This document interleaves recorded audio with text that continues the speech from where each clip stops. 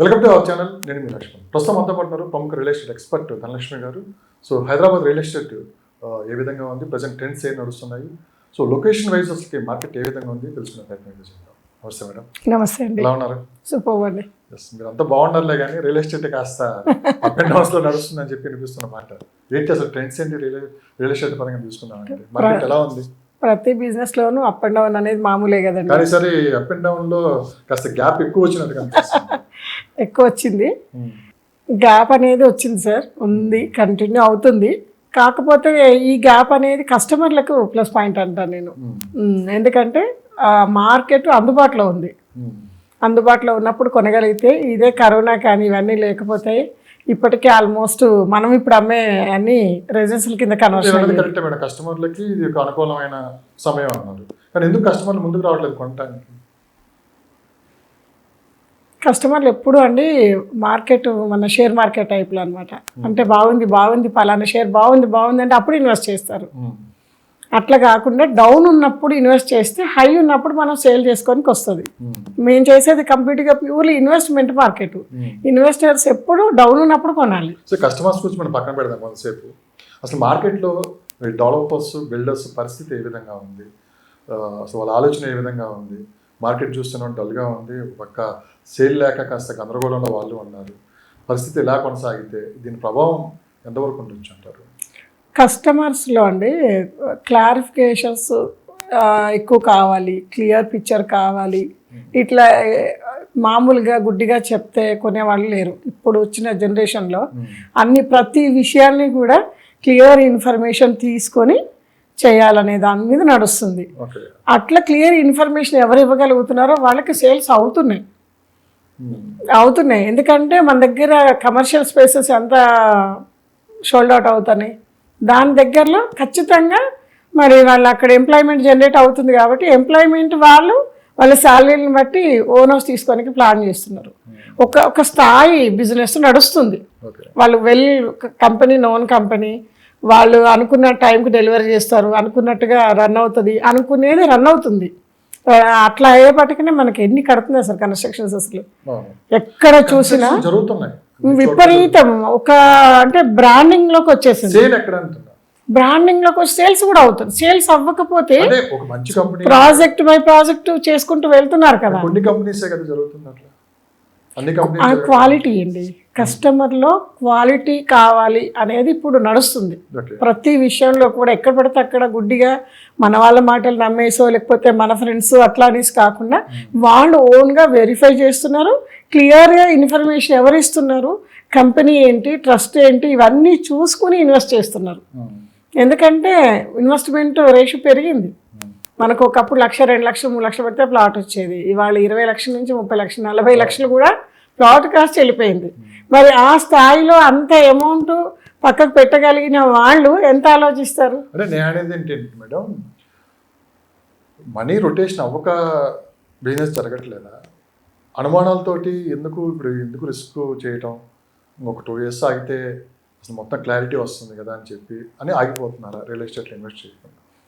Waiting ఎక్కువ నడుస్తుందండి, waiting నడుస్తుంది. డబ్బులు లేక కాదు, ట్రాన్సాక్షన్స్ అవ్వక కాదు. మన దగ్గర ఏది కూడా ఇంత జనాభా, అంటే హైయెస్ట్ జనాభా ఉండరు. కన్జ్యూమర్స్ మినిమం అట్లీస్ట్ 10 to 15% ప్రతి ప్రోడక్ట్కి ఉంటారు.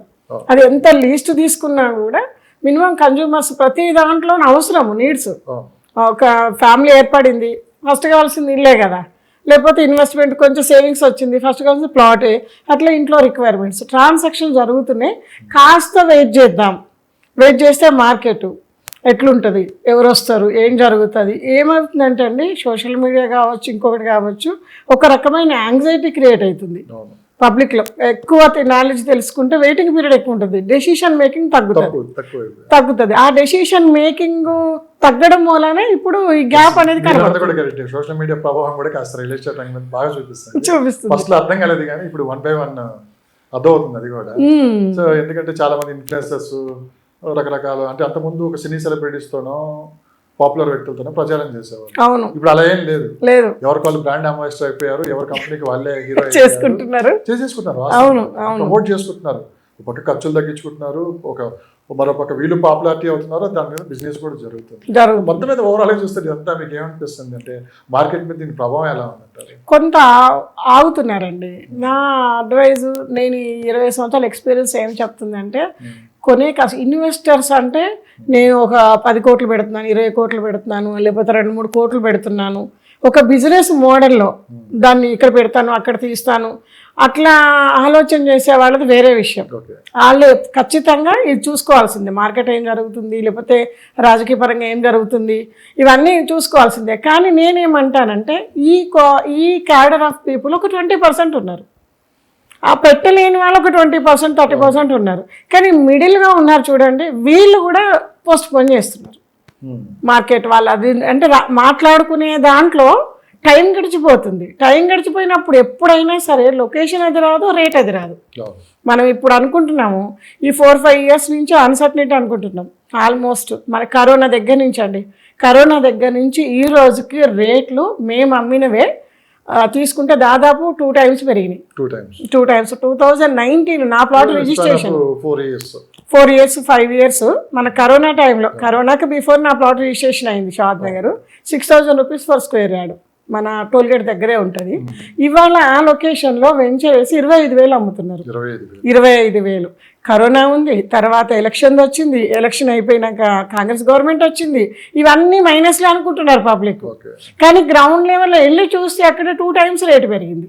మేము చాలా హ్యాపీ. 4 ఇదంతా అండి వెయిటింగ్ పీరియడ్. అంటే వాళ్ళది మా అందరినీ డెసిషన్ వీళ్ళు తీసుకోకుండా, వీళ్ళకి ఏం చెప్తుంది మార్కెట్, వీళ్ళు ఎక్కడ పుట్టి పెరిగారు, వీళ్ళు వచ్చి హైదరాబాద్ ఎన్ని సంవత్సరాలు, ఎంత ఎక్స్పాన్షన్ అవుతుంది, మన కళ్ళకి ఏం కనబడుతుంది, మనం ఏం ఎక్స్పీరియన్స్ చేస్తున్నాము అనే విషయాన్ని పక్కన పెట్టి, ఈ రియల్ ఎస్టేట్ నేను ప్లాట్ కొనాలి అనగానే ఫస్ట్ యూట్యూబ్ ఓపెన్ చేసి వాళ్ళు ఏం చెప్తారు, వీళ్ళు ఏం చెప్తారు, రాజకీయం ఏం జరుగుతుంది, ఇదేం జరుగుతుంది, అదేం జరుగుతుంది, అంత గజిబిజిగా ఉంది, ఆగుదాం 4 రోజులు. వాస్తవం గ్రౌండ్ లెవెల్కి వెళ్ళి విజిట్ చేసే పరిస్థితులు అయితే ఇక్కడ కనపడలేదు. నా ఎక్స్పీరియన్స్ తీసుకోవట్లేదు. నేను ప్లాట్ కొనాలంటే నా ఎక్స్పీరియన్స్ తీసుకోవట్లేదు, మొత్తం పబ్లిక్ ఎక్స్పీరియన్స్ తీసుకుంటున్నాను. పబ్లిక్ ఒక్కొక్కరి పర్సెప్షన్ ఒక్కొక్క రకంగా ఉంటుందండి. ప్రతి విషయాన్ని కానీ వస్తువుని కానీ దృష్టి మారిపోతుంటుంది. ఎందుకంటే వాళ్ళు పెరిగిన ఏరియా కావచ్చు, లేకపోతే మ్యానిపులేటింగ్ మైండ్ సెట్ ఉండొచ్చు. కొంతమంది మా దగ్గరకు వస్తుంటారు, ఏం లేదు ఇన్ఫర్మేషన్ తీసుకొని వెళ్తారు. వాళ్ళ ఒక ఆఫీస్లో ఒక హెడ్, ఒక కరెంట్ డిపార్ట్మెంట్లో ఒక హెడ్, అట్లా ఇన్ఫర్మేషన్ తీసుకెళ్ళి అక్కడ ఉన్న వాళ్ళందరినీ కూర్చున్నప్పుడు ఇన్ఫ్లుయెన్స్ చేస్తుంటాడు. ఈయన ఆనందపడుతుంటాడు, ఏమంటే నేను చెప్పింది వింటున్నారు చూడు పబ్లిక్, నా దగ్గర ఇంత నాలెడ్జ్ ఉంది అని. కేవలం నాలెడ్జ్ అట్లా 2-3 నేను గమనించాను. ఏం చేస్తారంటే వచ్చి ఇన్ఫర్మేషన్ అంతా తీసుకుని అప్డేటెడ్లో ఉంటారు. మళ్ళీ లేదు మేడం బిజినెస్ చేసేస్తాం అట్లా ఇట్లా అంటారు. మనం ఏముంది, మనకు ఆశే కదా, అరే కొంచెం సర్కిల్ ఉన్న పర్సన్ కదా వెళ్ళి మాట్లాడితే, ఒకరోజు అక్కడికి వెళ్తే ఆశ్చర్యపోయాను నేను, ఓన్లీ మాట్లాడడం మీద. అట్లే చాలామంది ఇన్ఫ్లుయెన్స్ చేస్తున్నారు చుట్టుపక్కల కూడా. ఎందుకంటే మనకున్న అవసరము, మనకున్న పరిస్థితులు వాళ్ళకు ఉండవు, ఆబ్వియస్లీ వాళ్ళకు ఉండవు. ఎప్పుడైనా ఎదుటాడు బాగుపడుతుంటే బాగుపడు అని చెప్పేవాళ్ళు ఎవరండి? పేరెంట్స్, అంతేనా? వెల్ విషర్స్ ఎవరున్నారు ఇవాళ రేపు మనం అనుకుంటే? పేరెంట్స్, అయితే హస్బెండ్ వైఫ్, వీళ్ళే కదా. వీళ్ళు కాకుండా ఎవరైనా మన గ్రోత్ కోరుకునే వాళ్ళు ఉన్నారా? మరి ఎవరు చెప్పిన మాటలు మనం వింటున్నాం. మార్కెట్ చూస్తుండగా మారుతూనే ఉంది. ఇప్పుడు ఎలక్షన్స్ వస్తాయి, ఎలక్షన్స్ అయిపోతాయి, ఇంకొకటి ఒక మూమెంట్ అందింది. మూమెంట్ అందితే మనం కొనగలుగుతామా? సో మీ కాంటాక్ట్ నెంబర్ ఏమైనా ఇస్తారా? కొంచెం ఇన్ఫర్మేషన్ ఇవ్వడానికి ఇక్కడ ఇంటర్వ్యూలో కాకుండా పర్సనల్గా ఎవరైనా ఫోన్ చేసినా కానీ మీరు ఇవ్వడానికి రెడీగా ఉన్నారా? హ్యాపీగా అండి, ఎవరైనా కూడా కాంటాక్ట్ చేయొచ్చు. కానీ క్లియర్గా మీకు ఇన్వెస్ట్ చేద్దామని ఆలోచన ఉన్న వాళ్ళు తప్పకుండా కాంటాక్ట్ చేయండి. కంప్లీట్ ఇన్ఫర్మేషను, రేట్లు, అప్రూవల్స్ ఏముంటాయో అన్నిట్లలో నేను సపోర్ట్ చేయగలుగుతాను, మంచి ప్లాట్స్ ఇప్పించగలుగుతాను. ఇప్పటి వరకు మేము ఇప్పించిన వాళ్ళందరూ చాలా గ్రోత్, చాలా హ్యాపీగా ఉన్నారు. ఎప్పుడూ కాంట్రాక్ట్లో ఉంటాము. ఇవాళ సేల్ చేసాం కదా పక్కకు జరగడం ఉండదు. నేను 10 years నాడు ఇప్పించిన కస్టమర్ కూడా ఈరోజు ఏం రేట్ ఉంది, అక్కడ ఏం డెవలప్మెంట్ వస్తున్నాయి అప్డేట్ చేస్తూ ఉంటాము.